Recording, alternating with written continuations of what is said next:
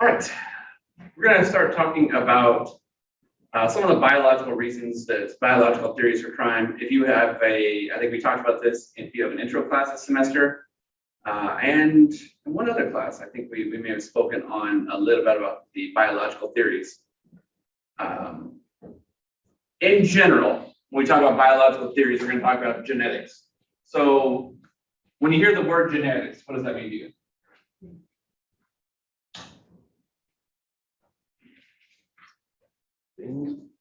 Genes, yeah. Passing things down. Genes, heredity. There are certain traits. Like one of your classmates in another class had discussed that they have a very rare combination of hair color and eye color. I think like red hair and blue eyes, and it was only 1% of the whole world has that combination. So that combination is created through genetics, through being passed down, the genes being passed down. So all our hair color is that same way. All our eye colors are because of the genetics that we have. So when we talk about genetics, we're just talking about just looking at what is passed down. But when we talk about eugenics, same root word, genetics, but if we talk about eugenics, if we want to control the genes that are passed down, that would be eugenics. How can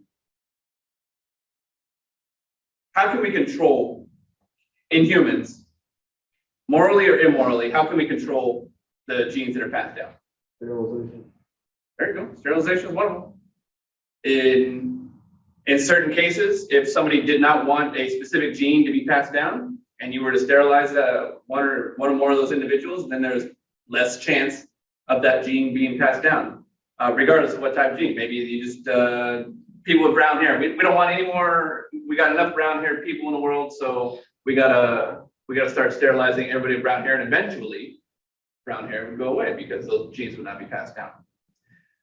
When we talk about criminalistic or criminal eugenics, we're not talking about brown hair. What genes would not want to be passed down? Criminal genes. So if you believe, which several of the folks we're going to talk about today, believe that criminal behavior is a trait just like brown hair or just like blue eyes, the tendency to engage in criminal behavior, they believe, is a trait that can be traced through heredity or genetics. And if you don't want those traits passed down, one of the crime-fighting techniques would be to engage in eugenics, which is controlling those genes being passed down. Well, we got to figure out who has those traits. I mean, but if you're going to engage in this control of the genes, we need to figure out a way to determine who it is that's going to have these genes, because I believe most folks would, you don't know somebody's a criminal until you find out they engage in criminal behavior. So we're going to talk about a couple of scientists, a couple of researchers who came up with theories and ideas that they believe help determine who is going to engage, who is more likely to engage in criminal behavior. So one term you want to remember when it comes to knowing somebody is going to be more likely to engage in criminal behavior or not is genetic determinism. You're predetermined to be a criminal. Not necessarily, I know we've talked about free will in this class, so less of the free will theory and more of the predetermined genetic determinism. Anytime you hear that word determinism, it just means that you are destined to do whatever the word before that is. In this case, it's saying that genetics are the ones going to determine whether or not you're going to be criminal or not. But it can be applied to anything. I mean, you could have some sort of genetic determinism to be a good athlete or a good student, anything. Whatever genes you think get passed down. So let's talk about the Juke family. I know we've talked about that in another class. The Juke family had, I don't remember the patriarch's first name, but Juke was the last name.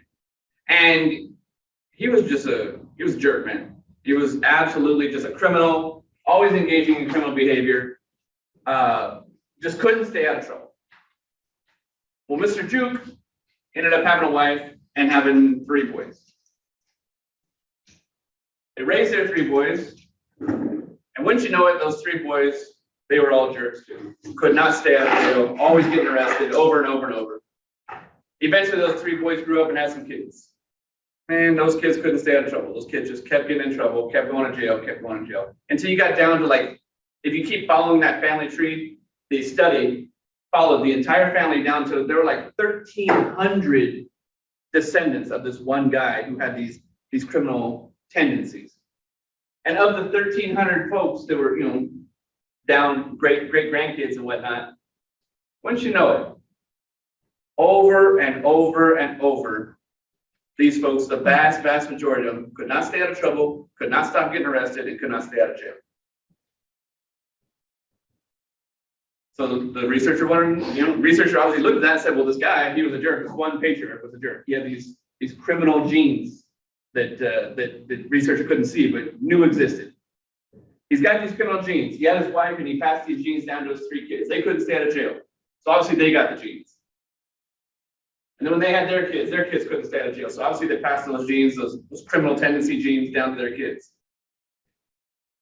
And just kept going until the end of this. I mean, they didn't want to do the research for centuries, but once we got down to the quadruple digits, 1,300 kids, they realized that, man, this gene is strong.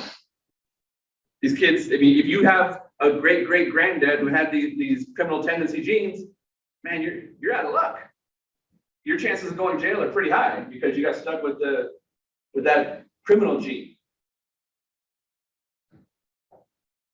What are your thoughts on that study on the surface? What are your thoughts on this criminal gene?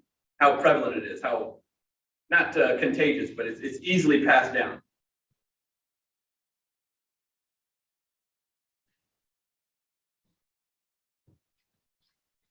Is there a way to determine what gene it is, where it is in the DNA? Not on the surface. No. Not just behind.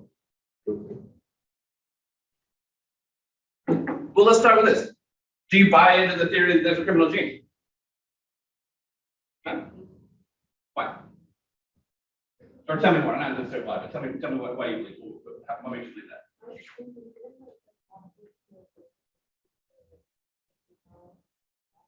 You get out of town. She said it could be how they are raised.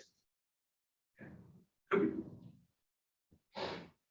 And with that would kind of debunk the genetic theory, or at least take some water out of it, right? Maybe it's both. But we already said that when we do research, we're going to look at different causes, different causation, different correlations, and maybe it's not just on the surface. So when you say, hey, this guy has some kids and these kids did the same thing that dad did, it's easy to say, well, yeah, obviously it's genetics. There's a correlation because they share DNA with their dad, so there's a correlation. And what do we say about correlation? One thing about correlation that you should remember, that correlation does not equal causation. Correlation does not equal causation. You can have a correlation all day long, and absolutely in that story, the Juke family, their DNA, they correlate with their dad. There was a connection, right? You can't be related and not have similar DNA. But just because that's the one thing you see is not necessarily the causation, like she was saying. Somebody else piggyback on what she was saying about how they were raised. How does how they were raised affect their criminality? They're used to seeing, so say if their dad goes out, he makes a living off stealing stuff constantly. Then the sons are gonna, or the kids are gonna be like, okay, well, this is how you do it, this is how you live, and all this stuff. They get into it early, and that's what they're used to, and that's how they're gonna teach their kids. So he passes his kids the behavior, not necessarily the genetics, and they pass it to their kids. Okay. Does that work in other things too? My great grandfather was a preacher. And obviously my great grandfather raised my grandfather. and my grandfather was a preacher. And obviously my grandfather raised my father, and my father was a preacher. Do you think that my great-grandfather, my grandfather, and my father have a preacher gene? Is it in their DNA? Like, is it genetic, or were they genetically determined? Do they have preacher determinism? No. Do you think maybe, like the lady said, maybe my great-grandfather raised my grandfather a certain way, and then my grandfather raised my father a certain way, and they were more, not determined. There wasn't a determinism thing there. They had free will, whether or not they wanted to be a preacher or not. But they saw that's how they were raised, right? I'm not. But genetics doesn't always play a role in how things are passed to your children. It absolutely is, can be affected by your environment. We have a term for that you'll hear in biology, sociology, and criminology: nature versus nurture. So, excuse me, DNA is in nature. It's science. Nurture is how you were raised. How you were raised not necessarily by your parents, but it could be by your friends. So when we talk about those 1,300 descendants of Mr. Juke, all 1,300 of them didn't end up engaging in criminal behavior. The vast majority did in this study. But let's talk about why perhaps they all didn't. If they all had the same parents, or at least the same ancestors, did they all have the exact same life? Did all 1,300 of those cousins have the exact same life? What could have been different? What could have been different in between those cousins if they have the same ancestors? Different, links on their family trees, their lives are different. Right. So give me some examples of how you have cousins, right? Yeah. Give me an example of what's different between you and one of your cousins. So you have the same DNA, well, not same DNA, but similar DNA. Well, yeah, but we have different. Did you go to different schools? Yeah. Okay. I mean, Did you go to different colleges? More lives are different. Yeah. Different interests, different friends. That's huge, right? Your friend circle, who you hang out with, versus your parents who are with you a lot of hours a day, but your friends are with you a lot of hours a day too. Is at least going to have a significant effect on how your behavior is.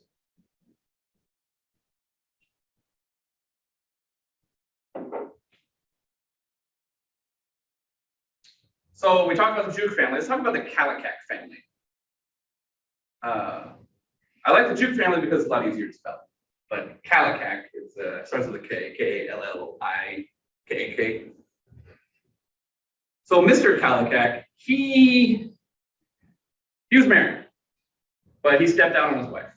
He met a girl who worked at a bar, and they did what folks do that ended up having a baby. So Mr. Kallikak and this barmaid had a baby. Barmaid wasn't the brightest. She had some developmental disabilities. So, but he still found his way to making time with her. They had a baby, and then he went back to his wife, and he ended up having a couple kids of his own. So with his wife. So Mr. Kallikak essentially had 3 kids, 2 with his wife, 2 or 3 with his wife, and 1 with this barmaid who had some mental issues. So the kid that he had with the barmaid that had some mental issues, that kid ended up just couldn't stay out of trouble. Couldn't stop getting arrested, kept going to jail. And then the kids he had with his wife, 2, 3 kids he had with his wife, they were fine. Never got in trouble. Grew up fine, had more kids, didn't have this pattern like the Jukes did, this pattern of criminality. Obviously, this woman had the genetic predisposition to pass down this criminal gene, right? Because his wife didn't. Same guy had, his DNA spread to both limbs of the tree, as we put it. One limb ended up being criminal, and the other limb ended up being not criminal. So I think it's pretty obvious to say the woman, it was based on the barmaid, right? She had to have some sort of genetic predisposition to criminality that she passed down to the kid. Otherwise, both steps would have been criminal, right?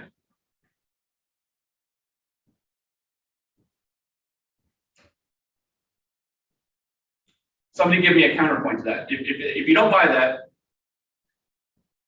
you don't have to prove me wrong, but give me some reasons why I'm wrong. So she could have, so say if the father was not in the life, so say if the boy was like, had arguments with his mom constantly, or say if she was bipolar, so then they were snapping at each other, going back and forth. So he would go out on the streets, do his own thing, and get in trouble, and all this stuff. So because his father wasn't in his life, he was pretty much running wild. He didn't have that stable type thing to go to.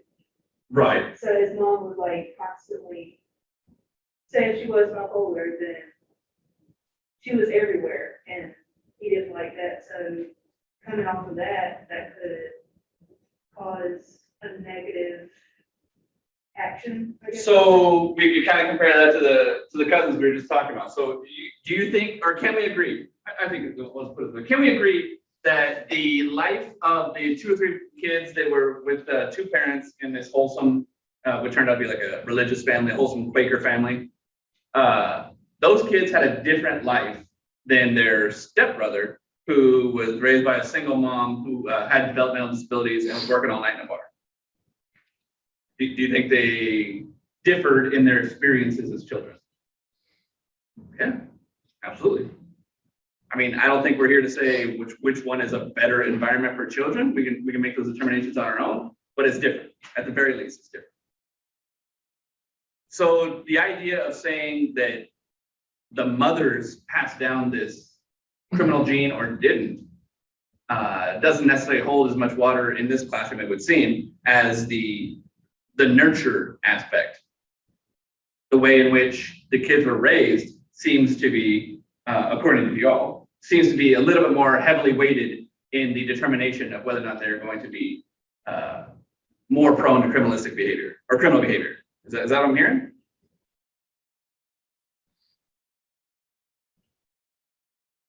So do we say that's determinism? So is every kid who's raised in a 2-parent, a male and female 2-parent Quaker family with 1 to 2 siblings, are they guaranteed to be free from criminal behavior?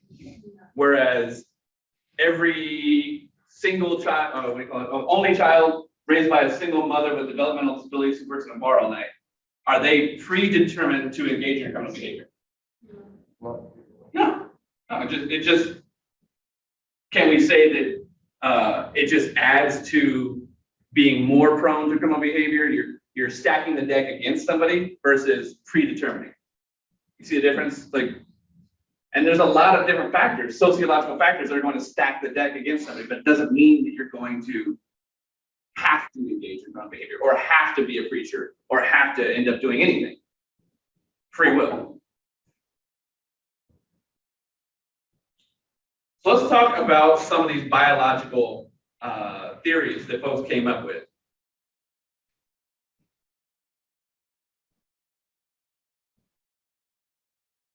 Franz Gall, G-A-L-L, Franz, F-R-A-N-Z. Franz Gall had this idea. He said, you can look at somebody and you can tell if they're going to be criminal. Like I could just look at you. There are certain physical features. And according to his research, those physical features are all in the head. Not literally like in the head, but on the head, I should say. Those features are on the head. He said he can look at you and either look at your face, look at the shape of your head, or literally feel the bumps on top of your head. In a study that he called Phrenology, starts with a P-H-R, Phrenology. And he came up with a series of determining factors that if he felt these factors on you, then you were more prone to criminal behavior. Mind you, a lot of these biological theories that we're going to talk about today have been debunked. They may seem silly now, but at the time, I mean, this was like cutting edge science. What do you think made his phrenology cutting edge science versus what they had before? Well, I'll tell you what we have. So before this, people just had like hunches. Hey, I think this is what causes crime, or maybe it's in the DNA, but I can't prove it because we don't have advanced genetic studies. But Franz, Dr. Gall, he actually did what we talked about at the beginning of this class. When we talked about criminology, the research, the study, he did scientific research. Regardless if it's been debunked now. At the time, measurements, looking at facial features, taking samples and saying, okay, these 100 people all have this type of shape of head. All these people have this shape of nose, and all these people have this shape of ears. And then the vast majority, or even more than 50% of those people, are engaged in criminal behavior. So we can say there's a correlation. He was using the scientific method. He was forming theories and testing hypotheses. That's why, regardless of the fact that it was debunked, it was a scientific method and cutting edge science at the time. At the very least, they were trying as opposed to doing hunches.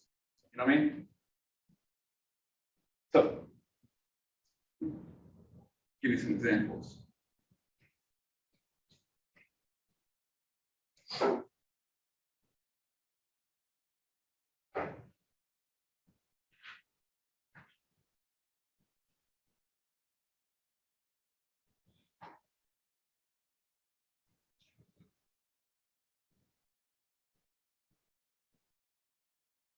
Cesare Lombroso.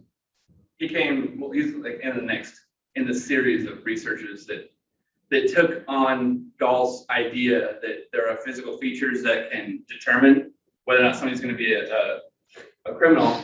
And then we just have to decide, do you have criminal tendencies because you have this shape of head? Or does this shape of head cause your criminality? Causation.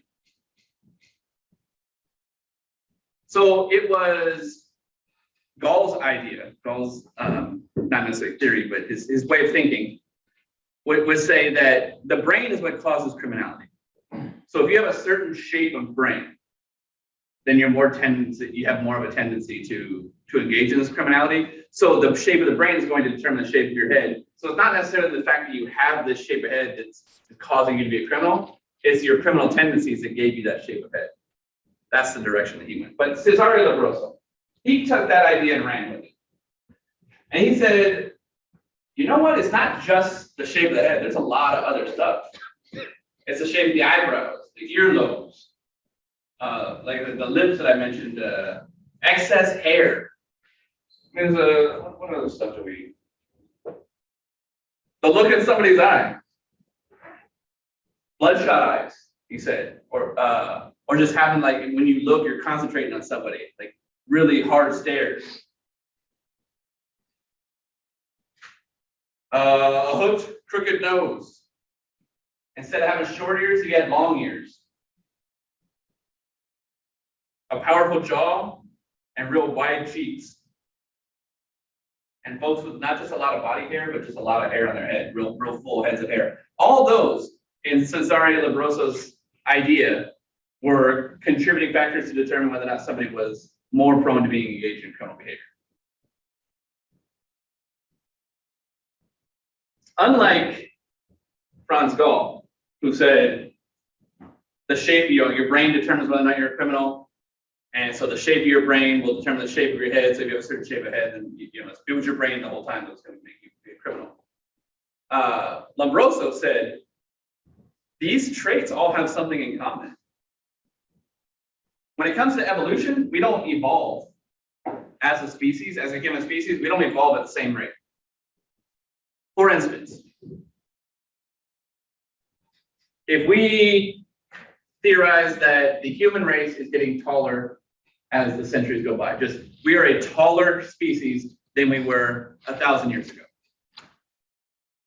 Does that mean we all are the same height now? Did we all evolve at the exact same speed? Or genetics, just over the years, some people get taller, some people are shorter, some people are taller, some people are shorter, but the taller ones are getting taller and the shorter ones are getting taller, but it doesn't mean we're all the exact same height.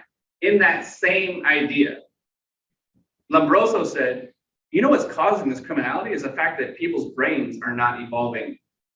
It's the criminals are the ones whose brains aren't as evolved. And if your brain is not as evolved, then your body's not going to be as evolved. As a species, as a member of the species, you as a person, the criminal, are going to be less evolved than others who don't break the laws. And so he found all these categories of determining factors of the way the species is evolving and realized that, oh, as a species, we're getting less hairy. As a species, our ears tend to be getting smaller. So if your ears are longer, then you haven't, you're part of the minority who hasn't quite gotten the most up-to-date genetics. If you have a fuller head of hair versus less hair, if your body hair is less, if your nose is more crooked instead of less crooked, those are all signs that you are less evolved. And if you are less evolved, then you have a less evolved brain, which is more prone to engaging in criminality. That's Lombroso, the way his way of thinking was. What are your thoughts on that? What are your thoughts on people who are less evolved being more prone to criminality?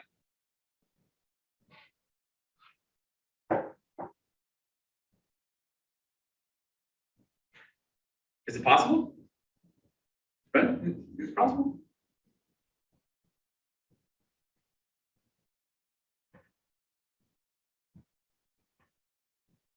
Are we evolving away from criminality at all? No? There's no right answer on this one, man. Crime, back when I had the Hammurabi's Code up here on the TV, there was crime back then, there's crime today. It doesn't seem like it's going away. But it's an interesting idea that people who are less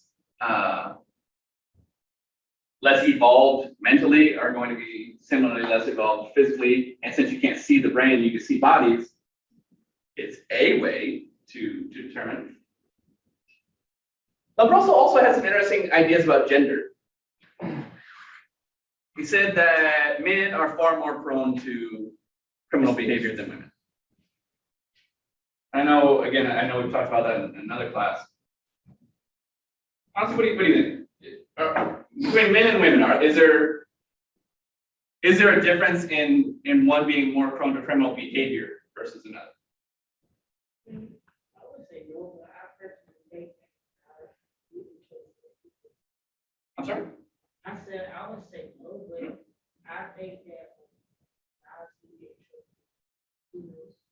That is a very, you're 100% correct. So statistically, males get arrested at a far higher rate. Do you think that means that males do wrong at a higher rate? Do you think males break the law at a higher rate? I don't have a study to back this up yet. Could be. So the correlation was, oh, they're getting arrested more, they must be breaking the law more, but it's not necessarily the causation. So Lombroso said, because even back then they had those statistics, they said that men are engaging, he's engaging in criminal behavior more often, not necessarily getting arrested. So based on his research, men are getting in trouble, are engaging in criminal behavior more often than women, which makes men more prone in general to criminal behavior. So according to Lombroso, a woman who gets in trouble is far more evil than a man who gets in trouble. Why would that be? I'm sorry? Not expecting as part of it? Go ahead.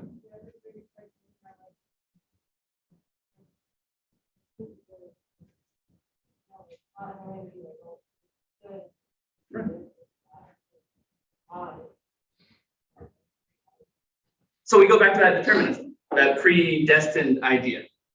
So in women, in this theory, I'll keep classifying that, in this theory, this idea, if women are predetermined to more often be good when compared to men. who are more predetermined to be engaging in criminal behavior. For a woman, according to Lombroso, for a woman to overcome that genetic predisposition and still be evil, still be criminal, it took a far more evil woman to overcome that entire disposition. Whereas a guy, it was just kind of like, it's not that hard, guys are just bad anyway, so they're more prone to it. But a woman, if a woman engages in criminal behavior, she has to be evil because she was supposed to be good. Does that make sense? Is it hold true today, or is that we're gonna add that one to the debunked? We want to be split. Depends on what you want to believe, right? I have told you the vast majority of these biological theories have been debunked, and sociological theories have taken their place. But based on whichever identity you want to root for today, then you're more than welcome to believe who's predetermined to be good and who's predetermined to be evil.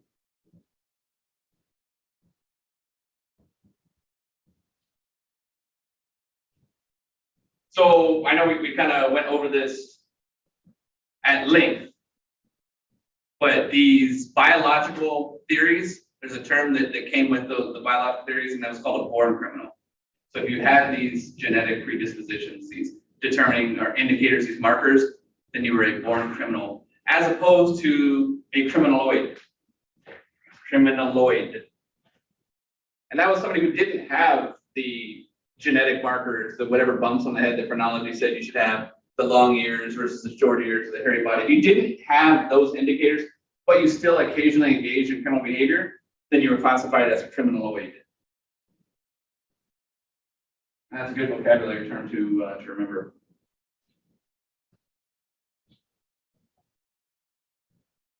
So who did we say was kind of the father of phrenology? Remember the name? Franz Gall. And then who took the ball and ran with it as far as the more physical features and not the mental, not the mental aspects?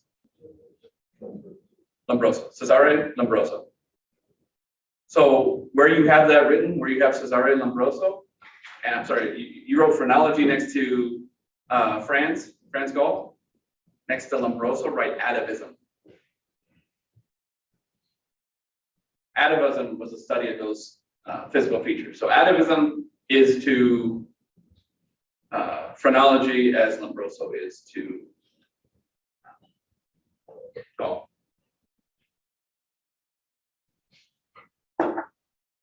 Gall studied phrenology, and atavism was the study that Lombroso engaged in.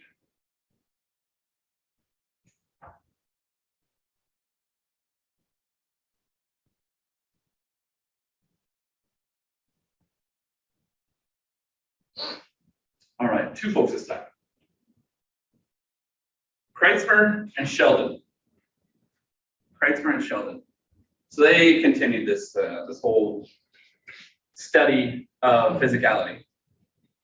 And so we went from phrenology looking at the shape of the head to atavism looking at the body characteristics.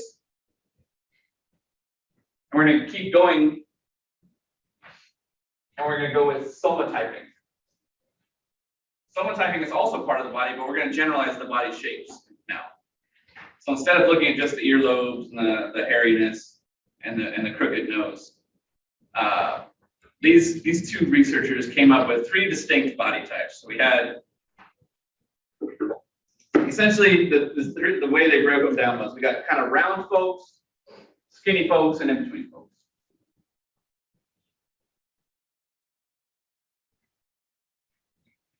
So endomorphs, E-N-D-O, endomorphs. That was just like your big, kind of doughy, round person. Mesomorphs were more athletic, muscular, fit. And then ectomorphs were super skinny, weaker bodies. So those two, Sheldon, Kreitzmer, they studied those 3 body types, and only the types, not the, like I said, not the actual characteristics within those types. And they were able to come up with a very specific and very significant pattern as to one of those body types engaging in criminality more. We had a doughy, bit kind of round and doughy, we had fit and muscular, and we had skinny and weak. One of those three was far more significantly involved in criminal behavior than the other. If you've read about it or you want to take a guess, shoot one out. Yeah. You didn't hear it, the stronger, the more muscular, the mesomorphs. Let's talk about why. Let's talk it out. Figure out why not the skinny and why not the round and doughy. Why the muscular involved in more criminal behavior?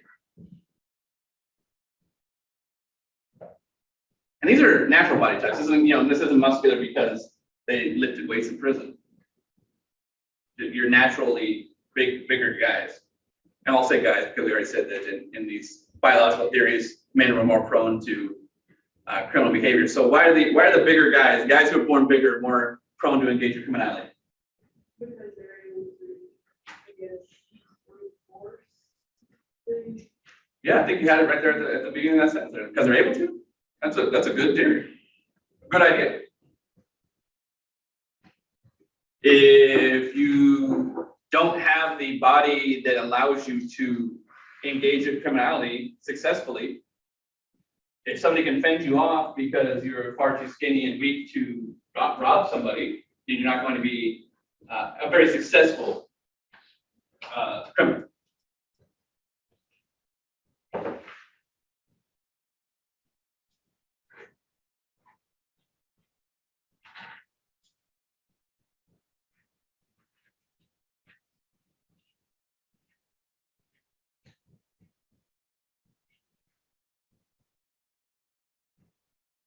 So one thing to remember about that study, the study of somatyping, is that initial, those researchers did that study on juveniles, not necessarily adults. And I don't know if that study was ever continued into adulthood, but initially when that was published, it was the idea that children who are born with these specific types of bodies are more prone for criminality. Do you think that changes anything? As far as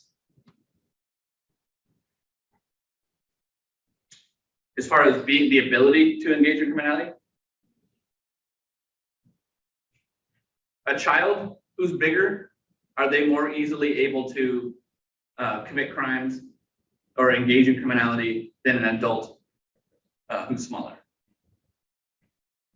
What tools do we have as adults that children may not have access to? Sure. Cars, getaway cars, guns, weapons. Do you think that these tools, these weapons or vehicles, do they facilitate a more successful criminal endeavor? Sure. And whereas a child, if you're going to just take something from another child, you have to be bigger. As an adult, there are equalizing factors. And tools are part of those equalizing factors.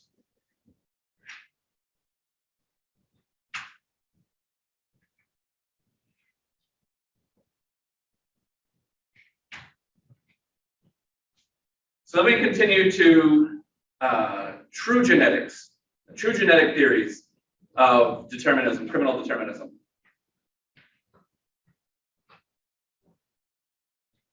So when it comes to chromosomes,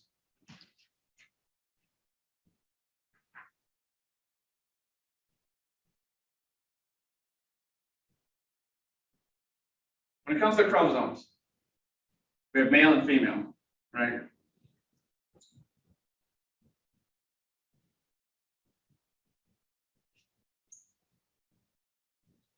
XXXY. Which is which? Which was man? Okay. And then you're right. Female. So female and male.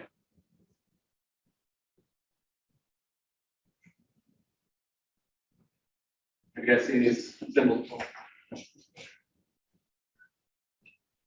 So if we're using the the biological theories, we're accepting the biological theories for now, stipulating that this is what we're studying, then we have to accept that in those theories, males are more likely to engage in criminal behavior than females. However, you have different variations of genetics. So you got, sometimes you have an extra chromosome. You can have XXY. Yes, XXY. Good. So which chromosome did we get an extra one of, male or female? Female. So what do you think happens to that male genetically or physically? He might be stronger or have more feminine aspect. Absolutely. She said he might be smaller, have more feminine aspects. In general, guys that have an extra X chromosome, according to the research, are more prone to be sterile. They sometimes develop breast tissue and smaller in stature. However, what if we go the other way? We put an extra chromosome on the guy. Now, which chromosome has he been given? Male or female? Male. So an extra male chromosome. What do you think happens with this guy? In general, yeah. So we're going to engage. We're going to heed to the atavism ideology. What about his behavior? Very testosterone. Could be very aggressive or I don't know how to describe it. Something that got the More aggressive and more prone to engage in criminality. In a study of the prison population, that combination was found more often than not, or more often than others. There were more of the extra chromosome in a criminal population. It was found more often that if there was an extra chromosome, that was a male chromosome in males. It was XYY was far more common than XXY in the prison population. So we said they engage in an aggressive behavior more often, but let's talk about the research methodologies. If you study the prison population and you find a certain commonality in the prison population, is there a correlation between criminality and whatever category you're studying? In this case, a chromosome. If you studied and you wanted to find out, let's say, red hair, and we find that there are far more redheads in prison than in the general population. Is there a correlation between those random factors and criminality? In our study, if we found that there's more of a certain category in prison than there is not in prison. There's a higher population in prison than there is outside the population of prison. Is there a correlation between criminality and that factor?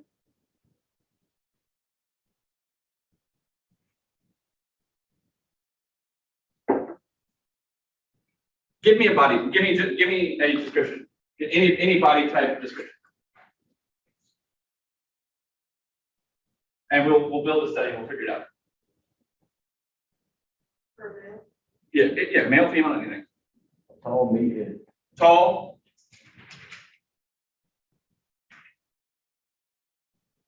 Tall and we'll narrow it down. Tall and balding. Or tall and balding.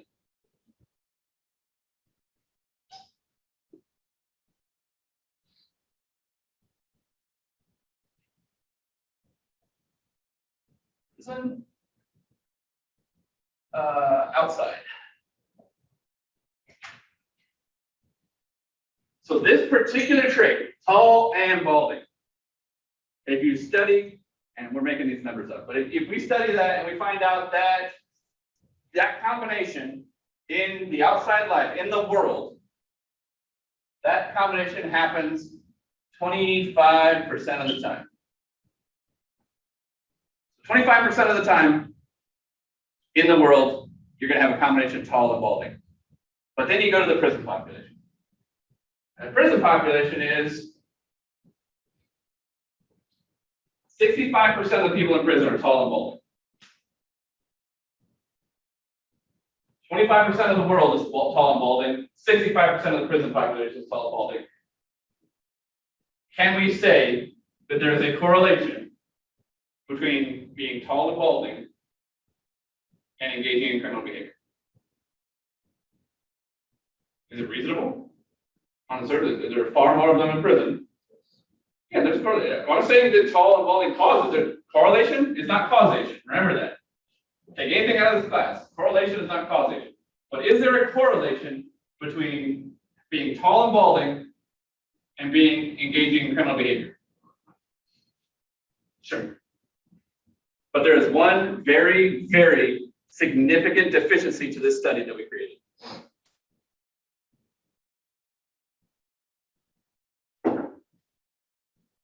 Who did we study? What are our populations? We had two of them. So we studied, this was our control, right, which is the world. We took a sample size, right? And then, who are these folks again? People in prison.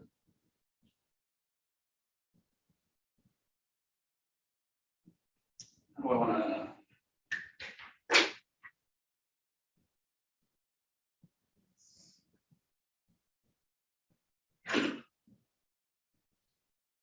Carla? Who goes to prison? Who's in prison? How do you go to prison? Got a crime and?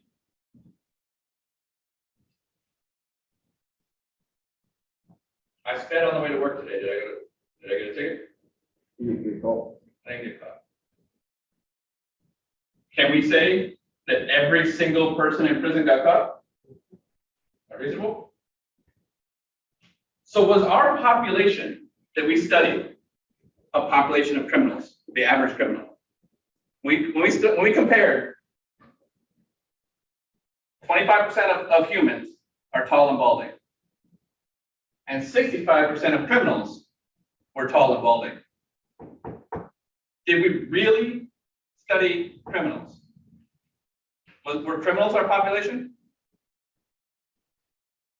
I'm going to tell you no, if that helps. Criminals were not our specific population. We have a very far more specific type of population than just criminals.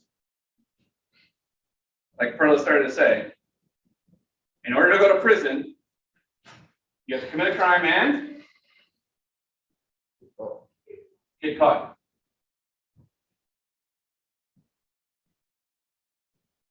So are 65% of criminals tall and balding, or are 65% of criminals who get caught tall and balding? And maybe there's a whole ton of people who are tall and balding or other body shapes that never get caught.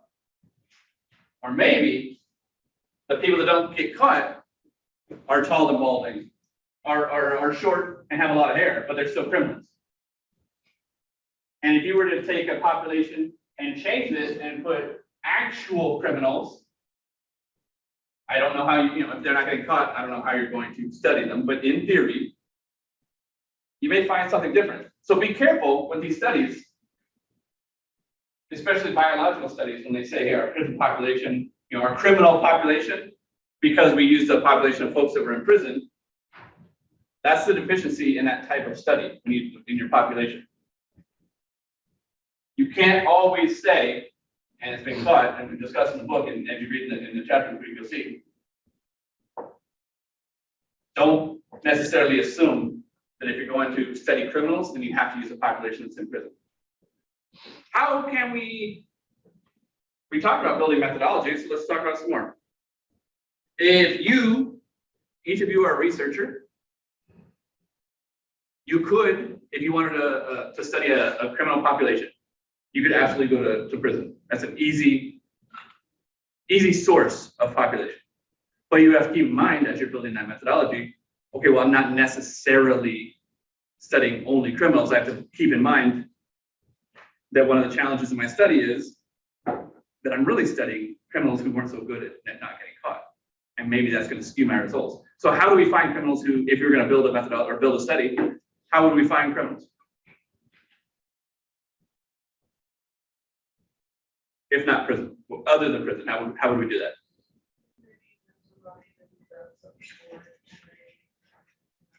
Yeah. So you knew somebody who's done something wrong and you can contact them. And if you let them vouch for your study and say, hey, this researcher is cool, and they want to talk to you, and then they find somebody else and they say, hey, this researcher is cool, and they all vouch for you. What kind of methodology is that? What kind of sampling is that? We went over the first or second day. It's called snowballing. Snowballing sampling. So it's not random. You know, a lot of folks, you strive for random sampling when it comes to research because they think it's the most fair, the most unbiased way of doing it. But sometimes you can't do a random sampling because in this case, if you took a random sampling of the world, are you really getting to study criminals? No. And if your research is on criminals, sometimes your research is so specific that you need to not go random. You need to be selective in your sampling, specific in your sampling. And then if you can't find a way of recruiting people for your study through standard recruiting methods, whether it be flyers or social media, TV and radio advertisements, but however it is you're going to recruit for studies, I'm sure you've seen on TV where people, they'll pay you to medical studies. That's what that is. Those are recruiting materials. Is that random? If you see that ad on TV that says, hey, if you have you taken this drug, then we want to do a study. Is that a random sampling? Not the whole, they only want people that want that have taken that drug. That's not random. They're specifically selecting people. So you're allowed to do it, and your methodology allows for, fair methodology allows for being selective, as long as you follow other criteria. And then if you can't just take people who are willing to do your study, then you have to do exactly what you said, then snowballing. What are your questions for today?